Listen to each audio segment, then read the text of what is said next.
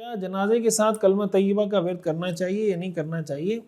دیکھیں، آہستہ آواز میں ذکر کرنا چاہیے. یہ جو ہمارے ہاں کلمہ شہادت زور سے پڑھتے ہیں یہ کہیں سے ثابت نہیں ہے، اور اگر کوئی سنت سمجھ کے کرے گا تو یہ بدعت بن جائے گا.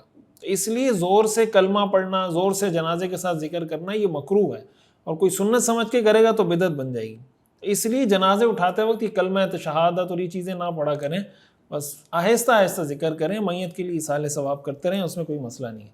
مفتی صاحب، یہ بات اتنی آسان نہیں ہے جیسے آپ فرما رہے ہیں. جس مسجد میں فضائل اعمال پڑھی جاتی ہے وہ تبلیغی جماعت کی مسجد ہوتی ہے، وہاں آپ قرآن مجید کا ترجمہ اور تفسیر شروع کر کے تو دیکھیں، وہ اٹھا کر باہر پھینک دیتے ہیں. یہ میں پاکستان کی نہیں، نارتھ امریکہ جیسی جگہ کی بات کر رہا ہوں. تو پاکستان میں کیا حال ہوتا ہے، تبلیغی جماعت کے لوگ 40 دن کا چلہ کیا لگا کر آ جاتے ہیں، پتہ نہیں اپنے آپ کو کیا توپ چیز سمجھنے لگتے ہیں.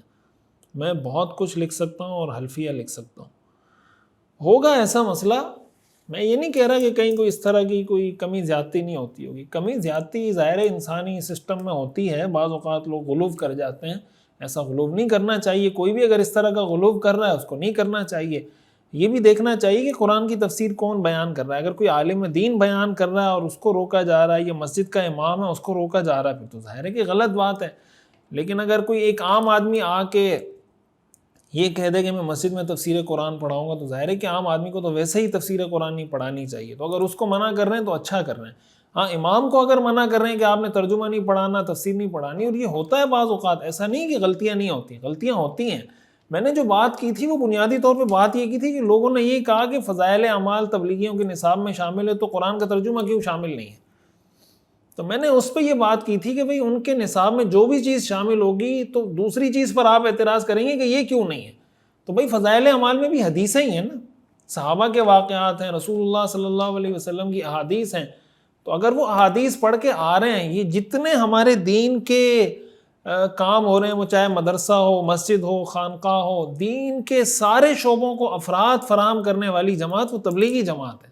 یہ بات اچھے طریقے سے سمجھیں. اگر کوئی ایک فرد غلطی کر رہا ہے، زیادتی کر رہا ہے، کسی مولوی صاحب کو قرآن کا ترجمہ پڑھنے سے روک رہا ہے، اس کو یہ نہیں کرنا چاہیے. اور حقیقت یہ ہے کہ وہ اپنے اس عمل سے وہ اس پورے مشن کو، جیسے آپ نے لکھا نا، وہ اس پورے کاز کو نقصان پہنچا رہا ہے. پھر اس طرح کے لوگوں کو دیکھ کے لوگ کہتے ہیں یار تبلیغی ایسے ہوتے ہیں. میں تو اکثر یہ بات کہتا ہوں کہ بھائی کوئی داڑھی والا، کوئی ٹوپی والا، کوئی تبلیغی، کوئی مولانا صاحب، ان کو معاشرے میں اور تھوڑا زیادہ محتاط ہو کے لوگوں کے ساتھ اپنا بیہیویئر اور زیادہ اچھا رکھنا چاہیے. کوئی اگر کوئی سخت بات کہہ بھی دیتا ہے، درگزر کر لیں، صرف اس لیے کہ یار مجھے کوئی دیکھے گا تو کہے گا یار داڑھی والا آدمی تھا، درگزر کر لیا. تو داڑھی کی محبت اس کے دل میں آ جائے گی، دین کی محبت آ جائے گی. تو اگر کوئی دین والا آدمی لوگوں کو قرآن سے روکے گا، ظاہر ہے لوگوں کو تکلیف تو ہوگی، اور ہونی چاہیے لوگوں کو تکلیف. لیکن اس کی وجہ سے آپ پوری تبلیغی جماعت کو برا بھلا کہنا شروع کر دیں. آپ یہ کہتے ہیں کہ تبلیغی جماعت میں فضائل اعمال کی تعلیم ہی نہیں ہونی چاہیے. یہ کہاں کا انصاف ہے؟ ظاہر ہے کوئی بھی انصاف پسند آدمی اس کی اجازت نہیں دے سکتا، نہ اس کو سپورٹ کر سکتا ہے. میں اگین یہ بات کروں گا کہ میں نے جو بات کی تھی بنیادی طور پہ وہ یہ کی تھی کہ بھئی فضائل اعمال ان کے نصاب کا حصہ ہے. تبلیغی جماعت کے لاکھوں لوگوں کو اللہ تعالیٰ نے ہدایت عطا فرمائی ہے اس کے ذریعے سے، اور اللہ تعالیٰ ہدایت عطا فرما رہے ہیں، پورا ایک سلسلہ دنیا کے اندر چل رہا ہے اس سے. تو آپ ضروری ہے کہ آپ اس کو روک کے ہی دوسرا کام کریں گے. بھائی اگر وہ عصر کے بعد تعلیم کر رہے ہیں، مساجد میں یہی ہوتا ہے، کسی ایک ٹائم میں تعلیم ہو رہی ہے، دوسرے ٹائم میں درس قرآن ہو رہا ہے، اس ٹائم میں درس ہو رہا ہے، اس ٹائم میں جناب فضائل اعمال کی تعلیم ہو رہی ہے. دونوں کو ساتھ لے کے چلیں. دین کے کاموں کو ایک دوسرے کے لیے مقابل نہ بنائیں. ہمارے بڑے کہتے ہیں نا کہ رفیق بنے، فریق نہ بنے. تناؤ پیدا نہ کریں، تعاون کریں.